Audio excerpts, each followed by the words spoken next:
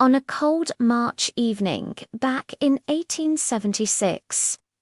A young inventor named Alexander Graham Bell leaned over a strange machine made of wires and metal.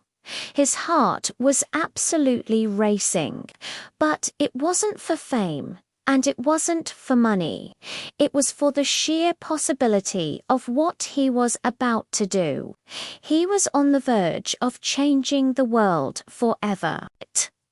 You see, Alexander's story starts not with an obsession with noise, but with a deep fascination for sound itself. Growing up in Scotland, he watched his own mother struggle with hearing loss. He would sit right beside her and speak softly into her forehead, just so she could feel the vibrations of his voice. While other boys were outside running and playing, Alexander was inside, experimenting with sound waves, speech patterns, and the fundamental mystery of human communication. He wasn't just curious. He was deeply, personally determined. Think about the world back then, in the 1800s. Messages traveled so slowly. Letters took days, even weeks. The telegraph was a marvel, but it only sent coded signals, not the warmth and nuance of a human voice. Bell looked at this and wondered, what if the human voice itself could travel through a wire? It was a radical idea. People laughed at him. They told him it was impossible, that electricity was for signals, for dots and dashes, not for actual speech. But Bell held onto a simple belief. Sound was just vibration, and vibrations could be made to move. Then came the moment that changed history.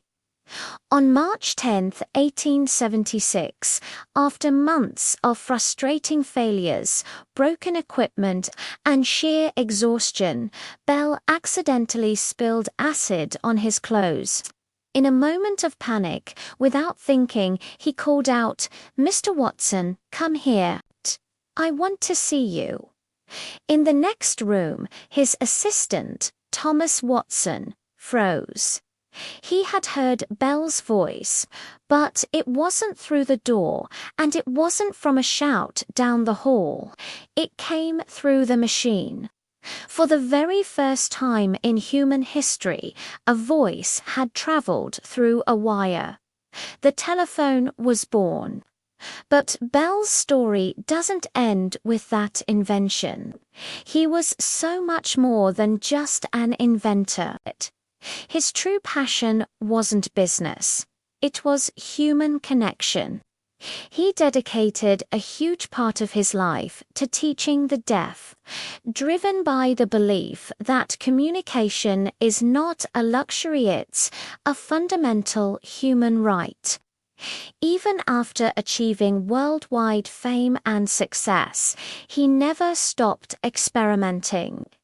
He explored flight, the transmission of sound on beams of light, and even medical devices. But he just never stopped asking that powerful question, what else is possible? When Alexander Graham Bell died in 1922, something extraordinary happened. Across the United States and Canada, for 1 full minute, all telephone services were stopped. Millions of phones went completely silent. The world that had learned to speak across any distance paused, together in a moment of profound respect for the man who made it all possible. And that really brings us to the core of his legacy. Bell didn't invent the telephone because he wanted to be remembered. He invented it because he wanted people to be able to hear each other, to connect on a human level. And maybe that is his greatest message to us all. The distance between us isn't the greatest barrier we face. The greatest barrier is silence. And sometimes it just takes one person, one single idea to give a voice to the entire world. Thanks for watching. If you enjoyed this story, don't forget to like and subscribe for more.